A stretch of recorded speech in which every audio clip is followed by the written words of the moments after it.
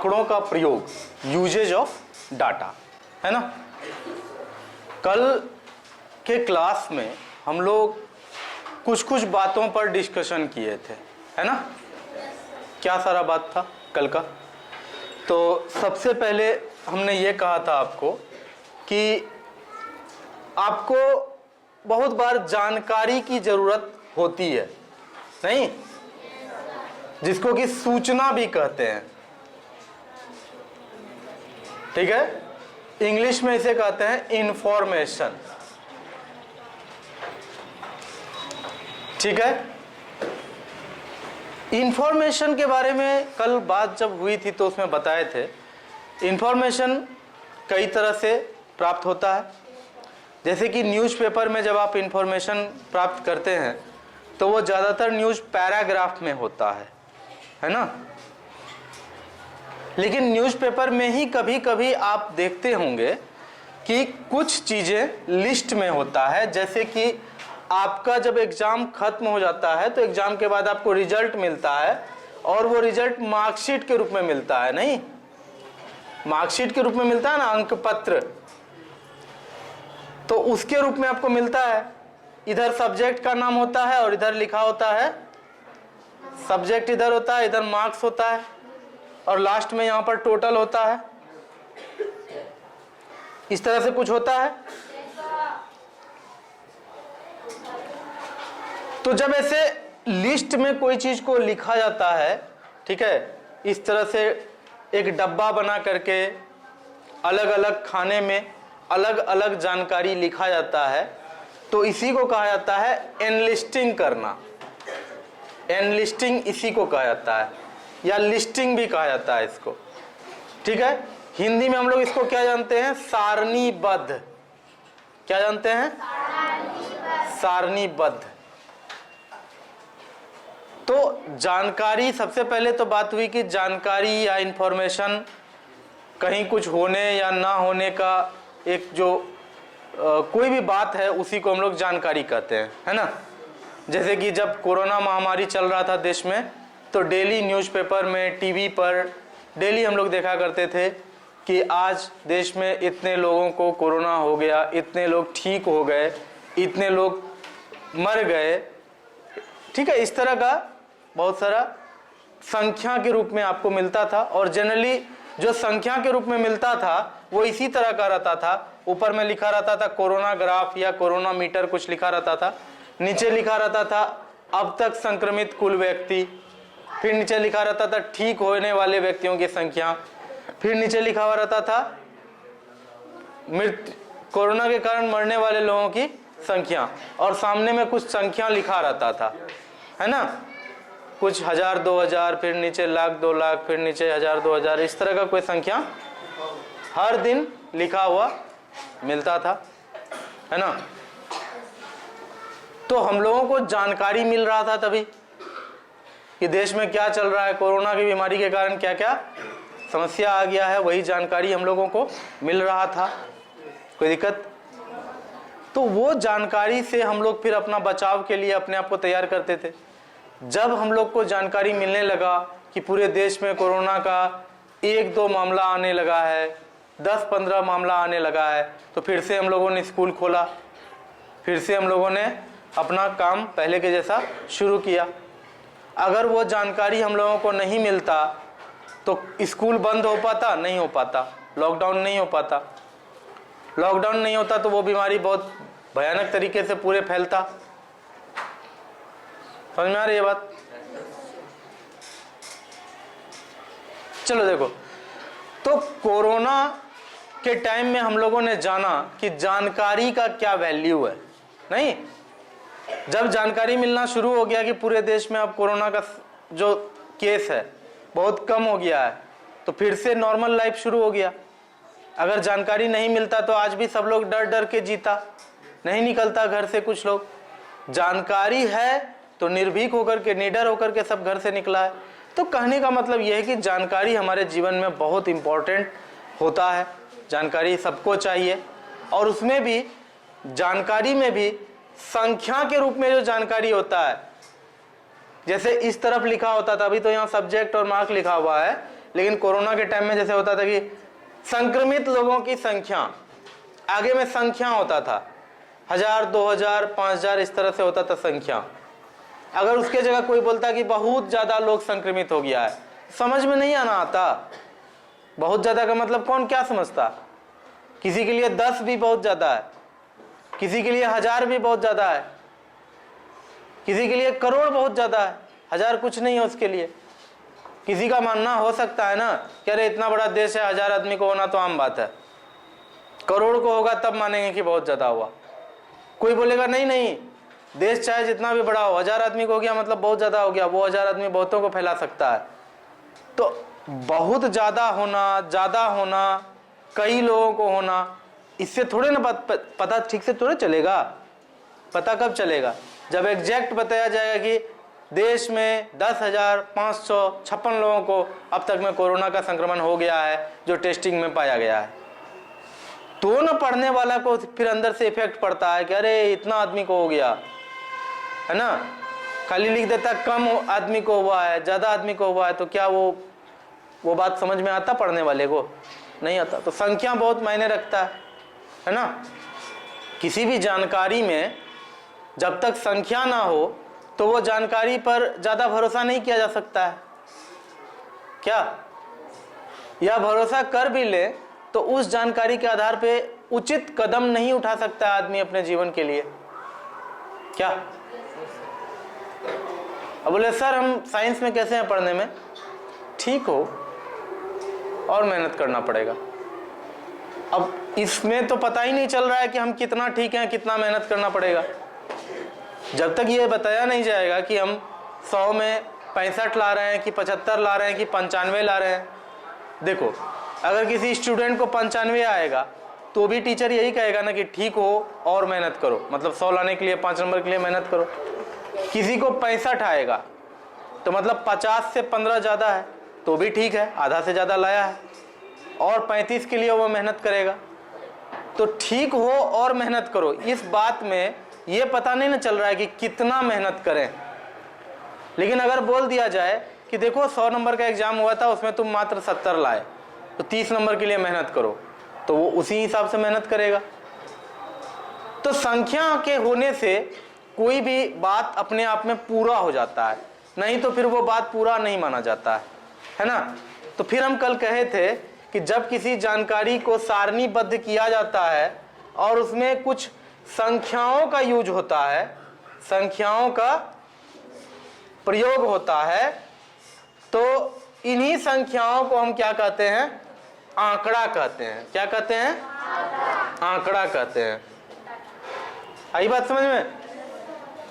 हाँ, आप लोगों में से कितने लोग क्रिकेट देखते हो? चलो ठीक ठाक लोग क्रिकेट देखते हो, ठीक है, हाथ नीचे कर लीजिए।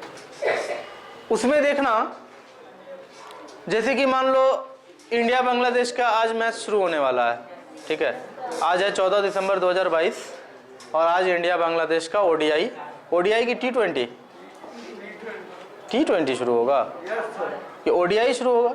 वनडे हम नहीं, कंफर्म नहीं है, तो क्योंकि हम मैच बैठ के देखते तो नहीं है न्यूज़ में, लेकिन सुनते हैं डेली कि मैच में क्या हुआ, बस इतना ही मेरा मैच से लेना देना होता है। आप लोग लेकिन देखते हैं मैच, हमको पता है, और ठीक है, देखते हैं, अच्छी बात है। मैच देखना कोई बुरी बात नहीं है, बहुत अच्छी बात है। बस आपका काम को आप साइड करके मैच मत देखिएगा, मैच देखिए, कोई दिक्कत की बात नहीं, मैच देखिए, बस अपना काम को साइड करके मैच नहीं देखना, ठीक है? क्या कह रहे हैं, समझ में आ रही है बात? ठीक है। हम इसके बाद क्या करना चाह रहे थे? ये करना चाह रहे थे कि आज जैसे बांग्लादेश का मैच शुरू होगा ना, तो बांग्लादेश का मैच जैसे ही शुरू होगा उससे पहले देखना स्क्रीन पर एक चार्ट आ जाएगा, एक चार्ट आता है।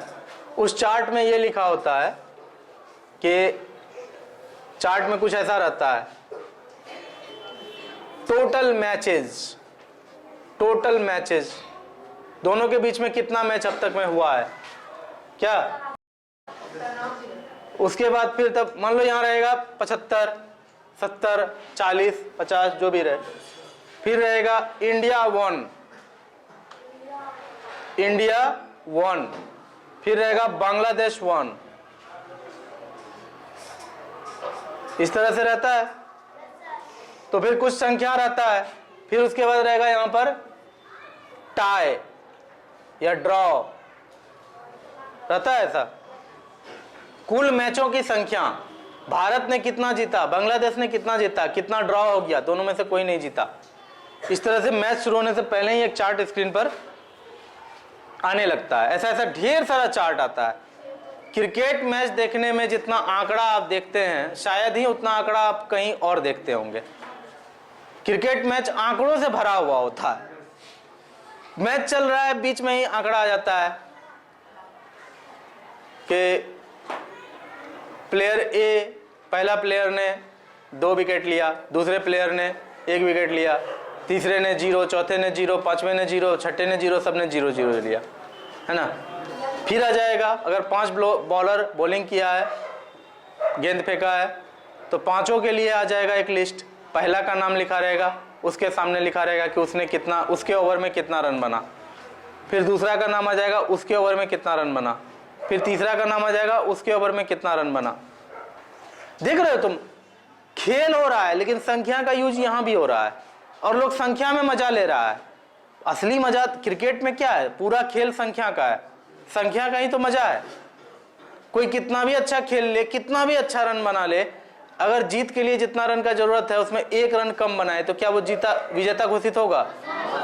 कोई किसी तरह घसीट के जैसे तैसे रन दौड़ करके हो, चाहे जैसे भी हो, वो अगर 1 रन भी ज्यादा बना लिया है तो वो विजेता होगा। तो पूरा खेल मैथमेटिक्स का है, क्रिकेट में नहीं है। क्रिकेट खेल चल भी रहा होता है, प्लेयर खड़ा भी है, फिर भी एक जोश आते रहता है अंदर।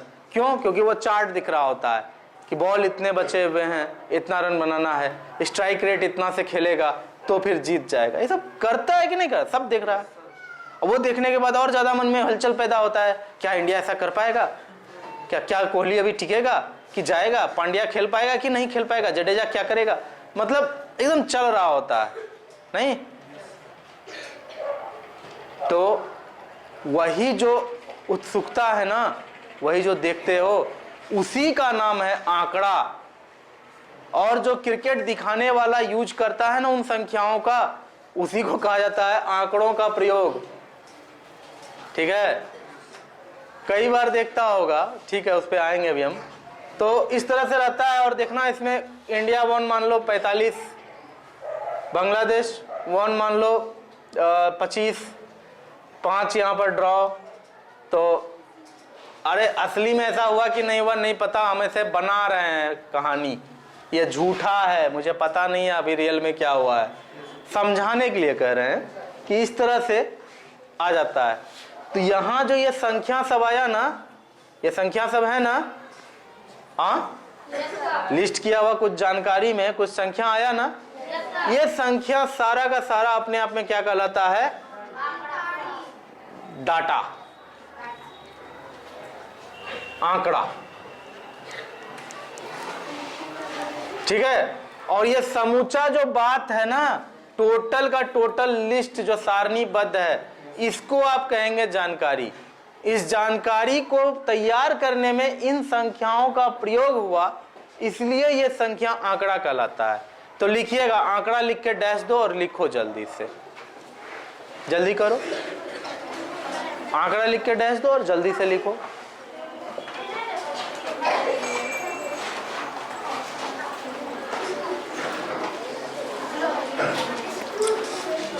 प्लीज हल्ला मत कीजिए। कल का दिन कितना अच्छा था, शर्ट पहन के आए थे, आज अचानक इतनी सर्दी हो गई कि भालू बन के आए हैं।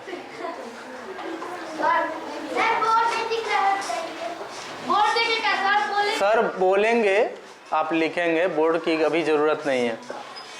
बहुत ज़रूरी पड़े तो ये वाला बना लेना, ऐसे भी इसमें छोड़ो हटाओ, बना लेना, अलग से बनवा देंगे।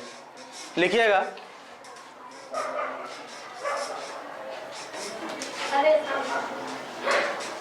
किसी भी जानकारी को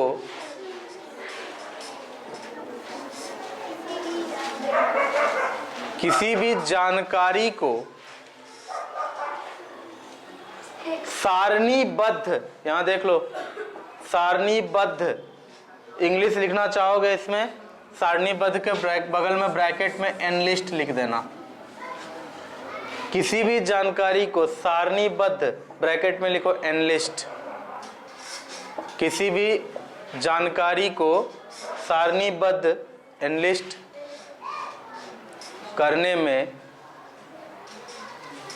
किसी भी जानकारी को सारणीबद्ध एनलिस्ट करने में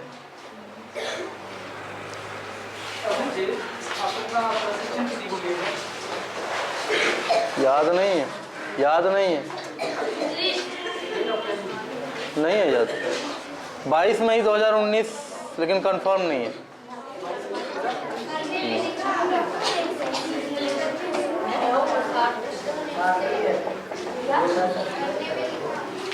कहाँ तक लिखा है? हाँ, करने में जिन संख्याओं का प्रयोग होता है, किसी भी जानकारी को सारणीबद्ध करने में जिन संख्याओं का प्रयोग होता है,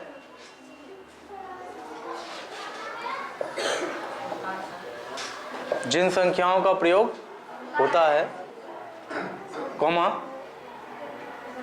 उसे आंकड़ा कहते हैं। उसे आंकड़ा यानी डाटा कहते हैं। उसे आंकड़ा, डाटा कहते हैं।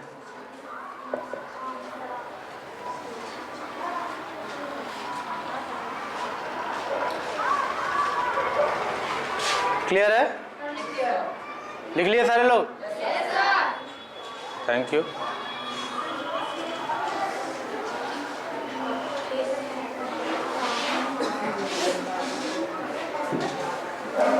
मन ही मन पढ़िएगा, बोलिएगा मत, मन ही मन पढ़िए उसको।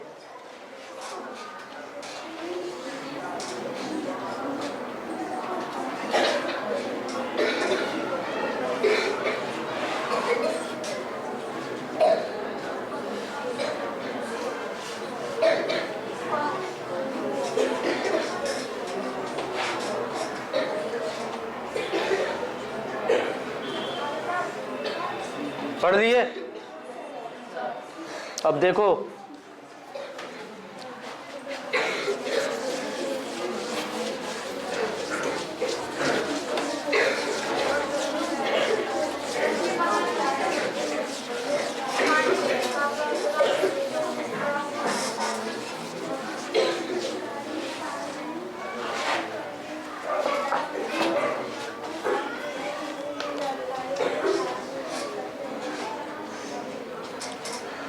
समय बहुत कम है, ध्यान से समझने का कोशिश करना।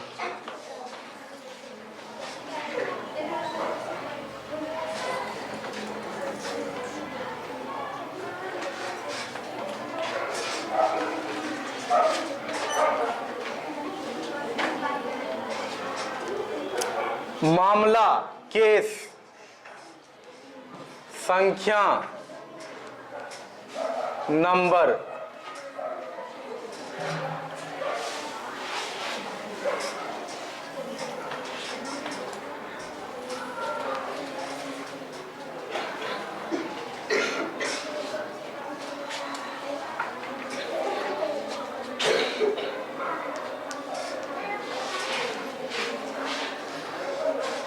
इसमें और भी चीज लिखा रहता है। मान लो कि यहां लिखा रहेगा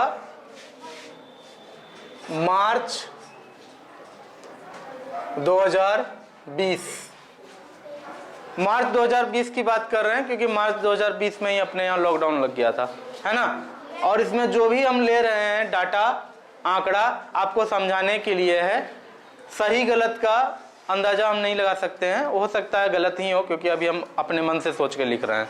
लेकिन आपको बस समझना है कि ये लिस्ट बनता कैसे है, आंकड़ा किसको कहते हैं, क्या होता है। तो कोरोना से संक्रमित लोग, कोरोना से संक्रमित लोग, तो मान लो यहां पर पूरे देश में हो गया था उस दिन 1 लाख, ज़्यादा ही होगा, बस लिख रहे हैं यहाँ पर। समझ में आ रही है बात? सपोज कि पूरे मार्च में देश के अलग अलग जिले से दिल्ली में यह सूचना भेजा गया, कोई जिला बोला हमारे यहाँ 15 मिला है, कोई जिला बोला हमारे यहाँ 1000 मिल गया है, कोई जिला हमारे यहाँ, कोई जिला बोला, कोई जिला का जिला प्रशासन बोला कि मेरे यहाँ 100 मिला है। इस तरह से सबको जब जोड़ा तो टोटल पता चला कि 1 लाख केस है पूरे भारत में, ठीक है ना। उसमें से फिर तब पता किया कि गंभीर रूप से कौन कौन है पीड़ित, गंभीर रूप से पीड़ित, तो बोला कि इसमें 20,000 लोग गंभीर रूप से पीड़ित है। कोई दिक्कत? ये मतलब हर जिला से भेजा गया था ऐसा डाटा, तो देश का डाटा बन रहा है, देश का सारणी बन रहा है, देश के लिए ये इंफॉर्मेशन तैयार हो रहा है। फिर आएगा कि मृत्यु की संख्या, और अच्छे से लिखा रहता है, घंटी लग गई है इसलिए थोड़ा फास्ट लिख रहे हैं। मृत्यु की संख्या, तो सपोज बोलेगा कि इसमें 2000 लोगों की मृत्यु हुई है अब तक में, मान लेते हैं क्या। इसके बाद फिर और भी चीज लिखा रहता था, अभी उतना हम नहीं जा रहे हैं। अब समझो,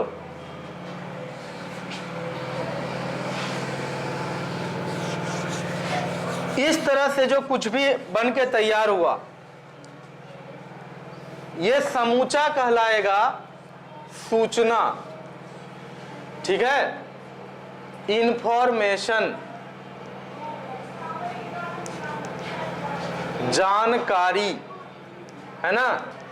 कहा जाता है ना, जानकारी ही बचाव है, क्योंकि जिसको जानकारी होगा कि कोरोना इस तरह से फैल रहा है, जिसको जानकारी होगा कि 1 लाख में 2000 आदमी मर जाता है, तो मास्क पहनेगा। जिसको जानकारी नहीं होगा वो बोलेगा ये सब कुछ नहीं है, सब मन का वहम है, कुछ नहीं होता है, नहीं पहनेंगे मास्क, मेरा क्या हो जाएगा, तो मारा जाएगा, है ना। ये उस समय की बात है, आज बस उसको याद करके डर रहे हैं, ठीक है। तो ये समूचा क्या है, अपने आप में सूचना है ना। और ये जो लिस्ट बनाए हैं इस तरह से, इसको सारणी कहा जाता है। इस तरह से कोई चीज को लिखना, ये सारणी कहलाता है। और ये जो संख्या का यूज हुआ है ना, ये क्या है अपने आप में, आंकड़ा। ये जो 3 संख्या लिखे हैं यहाँ पर, ये क्या है अपने आप में, आंकड़ा, यानी कि डाटा। कभी कभी कोई समूचा सब चीज को बोलेगा आंकड़ा यही है, कह सकते हो, क्योंकि ये संख्या असल में इसी से तो संबंधित है ना। तो समूचा जानकारी को भी कभी कभी आंकड़ा लोग कह देता है, और आम बोलचाल में ऐसा चल सकता है, ठीक है। तो कल जो पढ़े थे बस आज उसी को फिर से रिकॉल किए हैं, है ना। और ये तो मेरा एक्स्ट्रा क्लास था, जो मेरा मेन क्लास आएगा उसमें फिर आगे बढ़ेंगे। तो अभी यहीं कंक्लूड कर रहे हैं, अभी आज फिर आएंगे एक बार, तो ठीक है, थैंक यू। मैथमेटिक्स का ढेर सारा ब्रांच होता है, ढेर सारा शाखा होता है। जैसे भारत देश का ढेर सारा राज्य है ना, उसी तरह गणित का भी ढेर सारा शाखा है, ढेर सारा पार्ट है। उसमें से एक पार्ट होता है क्या, स्टैटिस्टिक्स, यानी सांख्यिकी, ठीक है। हो सकता है ये स्पेलिंग हमने शायद गलत लिखा है हिंदी में, इसका सही स्पेलिंग, अब देखो कंफ्यूज्ड है, सांख्यिकी में भी पहले जो लिखे थे या अभी जो है इसमें से कुछ होता हो, इंग्लिश में उसको स्टैटिस्टिक्स कहा जाता है, ठीक है। स्टैटिस्टिक्स में हम लोग पढ़ते हैं इंफॉर्मेशन यानी सूचना, ठीक है, या जानकारी भी कहा जाता है इसके बारे में। और कोई भी इंफॉर्मेशन जब पढ़ा जाता है तो उसमें नंबर का यूज होता है ना। बिना नंबर का कोई भी सूचना मिल सकता है कहीं से? कोई सूचना नहीं मिलेगा बिना नंबर का। कम से कम इतना तो बताना ही पड़ेगा कि 10 दिसंबर 2022 के दिन तवांग में चीनी और भारतीय सैनिक आपस में झड़प गए, चीनी और भारतीय सैनिकों के बीच में झड़प हुआ। तो ये जो बात बोला इसमें कहीं संख्या नहीं आया, लेकिन तारीख तो बताना पड़ा संख्या में। बिना संख्या का कोई सूचना हो सकता है क्या? तो कोई भी सूचना में जो नंबर यूज होता है, जो संख्या यूज होता है, इसी को कहते हैं आंकड़ा। हर क्लास में बार बार ये बात मैं कह रहा हूं, क्योंकि ये बात बड़े हो जाते हैं लोग फिर भी उसको पता नहीं होता है कि आंकड़ा क्या होता है। ये आंकड़ा समझ में आ गया क्या होता है? स्टैटिस्टिक्स किसका पार्ट है? मैथ का पार्ट है। स्टैटिस्टिक्स में हम लोग तरह तरह का सूचना प्राप्त करते हैं। हर सूचना में कोई ना कोई संख्या होता है, उस संख्या को कहते हैं आंकड़ा। और आंकड़ा को प्रदर्शित करने का, आंकड़ा को दर्शाने का ढेर सारा तरीका है। ठीक है, आंकड़ा को दर्शाने का ढेर सारा तरीका है और उन्हीं तरीकों को पढ़ना है। इसलिए टॉपिक का नाम है अपना आंकड़ों को प्रदर्शित करना, रिप्रेजेंटेशन ऑफ डाटा। डाटा मतलब लिखा भी बहुत ज्यादा था। चार्ट कुछ इस तरह का होता है, अभी भी जाकर के देख सकते हो, ऑफिस में रहता है इस तरह का चार्ट।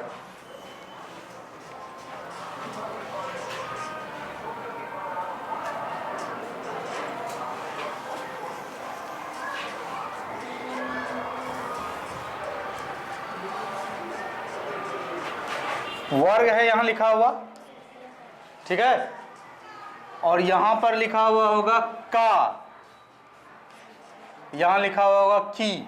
का मतलब है लड़का, की का मतलब है लड़की, या फिर की का भी होता है, की का।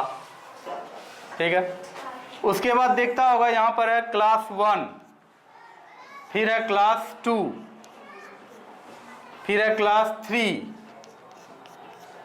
फिर है क्लास 4, 5, 6, 7, 8 भी होता है। अब जगह नहीं है, चलो इतना समझने के लिए इतना काफ़ी है, या फिर चलो हम 5 तक ही लेते हैं।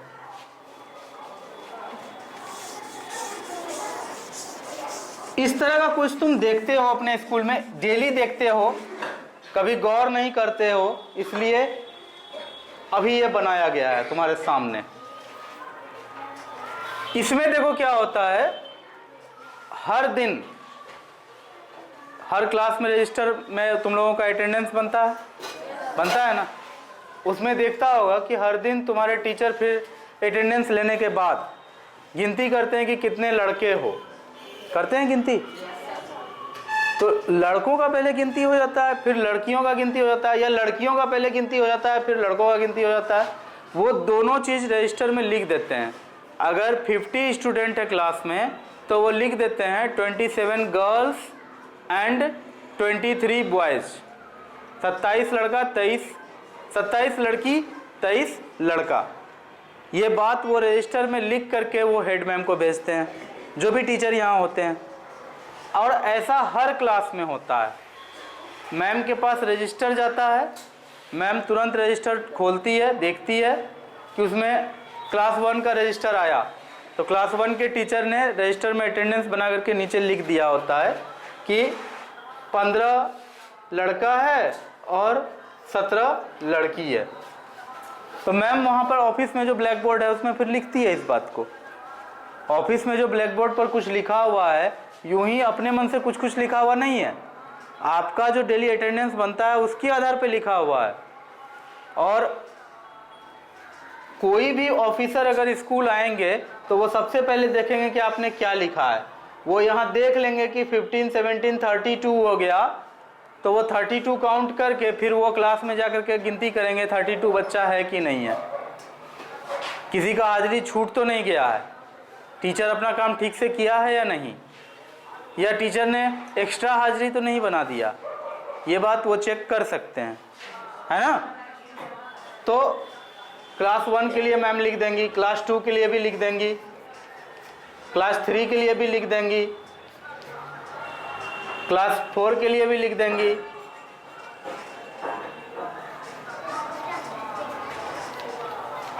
क्लास 5 के लिए भी लिख देंगी।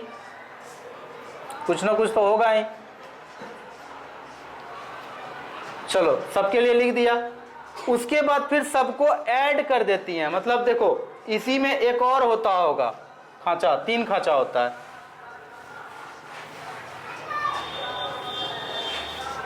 यहां लिखा हुआ होता है कुल, लिखा हुआ होता है। तो यहां पर क्लास 1 में लड़का लड़की मिला करके कितना हो गया वो लिखना पड़ता है। क्लास 2 में लड़का लड़की मिला करके कितना हुआ वो लिखना पड़ता है। क्लास 3 में कितना हो गया ये लिखना पड़ता है। क्लास 4 में 41, क्लास 5 में 48, है ना। इस तरह से एक लिस्ट तुम लोग देखते होगे ऑफिस में, ऑफिस का ब्लैक बोर्ड पर ऐसा लिस्ट है। इसको क्या कहा जाता है? सारणी कहा जाता है ना, लिस्ट कहा जाता है। और ये जो संख्या बार बार यूज हुआ है, जिस संख्या से इस स्कूल का पूरा हाल पता चल रहा है, इस स्कूल का पूरा जानकारी पता चल रहा है, ये संख्या अपने आप में क्या कहलाता है? आंकड़ा, डाटा। कोई भी ऑफिसर, कोई भी सर्वे वाला आएगा ये स्कूल, सबसे पहले यही डाटा को देखेगा, ठीक है। और इसी डाटा के आधार पर देखो 32, 44, 34, 41, 48, इसको जोड़ करके टोटल कितना हो रहा है? 4 2 8 4 2 8 4 12 1 13 8 21 का 1 हाथ मेरा 2 3 2 5 4 9 3 12 4 16 4 20। 201 स्टूडेंट 1 to 5 क्लास में है। 6 7 8 का भी नहीं बनाए हैं, ठीक है ना। तुम देखते होगे ऑफिस में कि 1 to 5 का अलग होता है, 6 to 8 का अलग होता है, 6 7 8 का क्यों होता है? क्योंकि 1 to 5 जो है वो प्राइमरी सेक्शन में आता है, 6 to 8 जो है वो सेकेंडरी सेक्शन में आता है, इसलिए अलग अलग करना पड़ता है। फिर बाद में फिर टोटल किया जाता है। जैसे 1 2 3 4 5 का अलग अलग करके टोटल किए ना, वैसे ही फिर 6 7 8 का टोटल करके फिर टोटल का टोटल करते हैं कि स्कूल में टोटल कितना बच्चा है। आई बात समझ में? 1 to 5 में टोटल बच्चा कितना है? 201। हो सकता है कैलकुलेशन में यहाँ गलती हो गया हो, आप चेक कर लेना। मेन बात है तुमको समझाना कि ये पूरा सारणी में एक सारणी बना है और इसमें स्कूल का पूरा हाल पता चल गया। नहीं, तुम थोड़ा इमेजिन करो, थोड़ा सोचो कि अगर इतनी बातों को कहानी के रूप में लिखना पड़ता तो शायद कितना पन्ना लग जाता। नहीं, पैराग्राफ शुरू होता, स्कूल में 5 वर्ग हैं, प्राइमरी में वर्ग 1 में लड़के 15 हैं, लड़कियों की संख्या 17 है, कुल मिला के 32 बच्चे हैं। वर्ग 2 में लड़कों की संख्या 20 है, लड़कियों की संख्या 24 है, कुल मिलाकर 44 बच्चे हैं। इस तरह से एक लंबा लंबा सेंटेंस लिखा जाएगा, पूरा पन्ना फुल हो जाएगा। और किसी को पढ़ने में भी बहुत, पैराग्राफ पढ़ने का मन उतना नहीं करता है जितना ये देख करके समझ में आ जाता है कि का के नीचे देख लो, 2 के सामने देख लो, अरे 20, इसका मतलब 2 क्लास में लड़का 20 है। इसमें जितना अच्छा से लोग खोज सकता है, कोई भी आंकड़ा तुरंत जितना जल्दी यहाँ मिलेगा, क्या एक कहानी में ढूंढने पे मिलेगा जल्दी?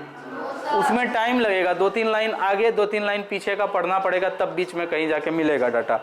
लेकिन यहाँ तो डाटा डायरेक्ट लेआउट किया हुआ है ना। तो इस तरह से जो आपने लिखा है इसी को कहा जाता है आंकड़ों को प्रदर्शित करना। लेकिन आपने यहाँ आंकड़ा डायरेक्ट लिख दिया है। आपने क्या किया? यहाँ पर आंकड़ा को डायरेक्ट लिख दिया है। लेकिन प्रदर्शित करने का और भी तरीका होता है, प्रदर्शित करने का और भी तरीका होता है, देखेंगे अभी हम लोग उसको भी। फिलहाल आपको ये समझ में आया कि इस तरह से सूचीबद्ध करना, ये जो पूरा का पूरा मैथमेटिक्स का ब्रांच है, जिसमें कि इस तरह से लाइन बनाया जाता है, डब्बा बनाया जाता है, ग्राफ बनाया जाता है और बताया जाता है कि किसी भी जगह का कोई पूरा जानकारी दिया जाता है, उसी को कहा जाता है सांख्यिकी, है ना। और जिन संख्याओं के द्वारा ये जानकारी आपको दिया गया उसको कहा जाता है आंकड़ा, डाटा। कोई दिक्कत नहीं ना? जानते हो इस सब चीज़ पे इतना हम जोर देके क्यों पढ़ा रहे हैं? क्योंकि आज के डेट में सबसे ज़्यादा कमाई वाला नौकरी पता है क्या है? सबसे ज़्यादा सैलरी आज के डेट में जानते हो किस नौकरी का है? डाटा साइंटिस्ट का। डाटा साइंटिस्ट का सैलरी करोड़ों में भी होता है, कि महीना का करोड़ रुपया लेता है एक डाटा साइंटिस्ट, महीना का। इतना बड़ा नौकरी है वो। अगर क्लास को यहाँ, अभी तुम लोग बच्चे हो, अभी से अगर इसमें इंटरेस्ट जग गया तो इसमें बहुत आगे जाना पड़ता है। इतना जान लेने पे नहीं मिल जाता उतना रुपया। इतना जान लेने पे मिल जाता तो सबको मिल जाता।